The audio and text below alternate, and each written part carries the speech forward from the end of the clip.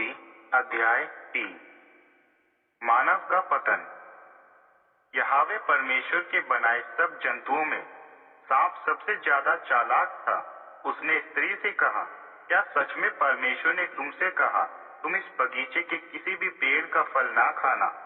तब स्त्री ने उत्तर दिया, हम बगीचे के वृक्षों के फल को खा सकते हैं, लेकिन बगीचे के बीच में जो पेड़ है उसके बारे में परमेश्वर ने कहा है, ना तो तुम उसका फल खाना और ना ही उसको छूना, नहीं तो तुम मर जाओगे।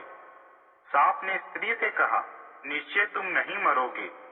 परमेश्वर यह जानते हैं कि जिस दिन तुम इसमें से खाओगे तुम्हारी आंखें खुल जाएगी तथा तुम्हें भले और बुरे का ज्ञान हो जाएगा और तुम परमेश्वर के समान हो जाओगे। जब स्त्री ने उस पेड़ के फल की ओर देखा कि वह खाने में अच्छा तथा देखने में सुंदर और बुद्धि देने वाला है, तब उसने उस पेड़ के फलों में से एक लेकर खाया और उसने यह फल अपने पति को भी दिया जो उसके पास ही था। उसने भी उसे खाया। तब उन दोनों की आंखें खुल गई और उन्हें महसूस हुआ कि वे नंगे हैं। इसलिए उन्होंने अंजीर की पत्तियां जोड़कर कपड़े बनाए और अपने नंगेपन को ढक दिया। जब आदम और स्त्री ने दिन के ठंडे समय में यहोवा परमेश्वर के आने की आवाज बगीचे में सुनी, तब आदम और उसकी पत्नी पेड़ों के बीच में छिप गए। किंतु यहोवा परमेश्वर ने आदम को बुलाया और पूछा, तुम कहाँ हो?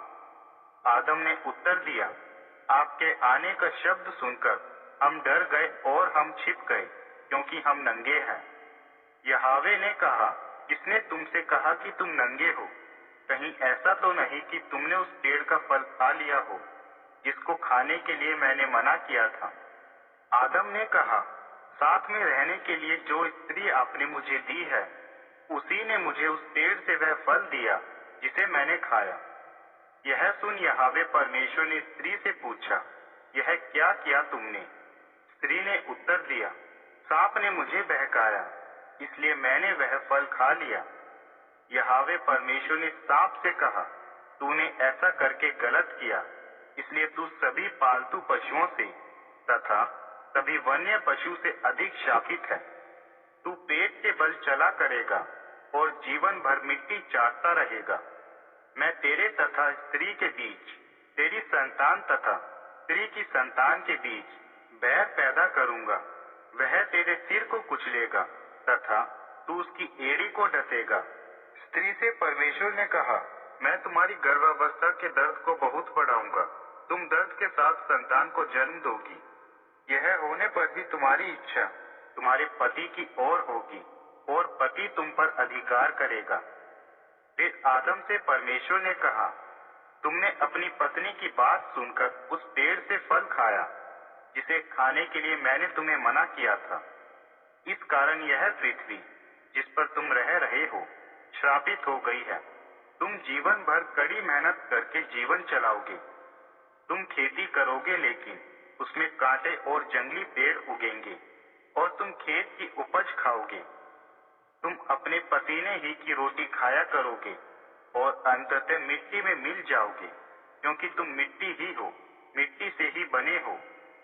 आदम ने अपनी पत्नी को हव्वा नाम दिया, क्योंकि वही सबसे पहली माता थी। आदम तथा उसकी पत्नी के लिए यहोवा परमेश्वर ने चमड़े के वस्त्र बनाकर उन्हें पहना दिए। फिर यहोवा परमेश्वर ने सोचा, आदम और हव्वा ने भले और बुरे के ज्ञान का फल तो खा लिया, अब वे जीवन के पेड़ से फल खाकर सदा जीवित ना रह जाए। इस कारण यहोवा परमेश्वर ने उन्हें एदेन के बगीचे से बाहर कर दिया, ताकि वे भूमि पर खेती करें और फल उपजाए। तब उन्होंने आदम को एदेन के बगीचे से बाहर कर दिया तथा एदेन के बगीचे की निगरानी के लिए करूबों को और चारों ओर घूमने वाली ज्वाला में तलवार को रख दिया, ताकि कोई जीवन के वृक्ष को छू न सके।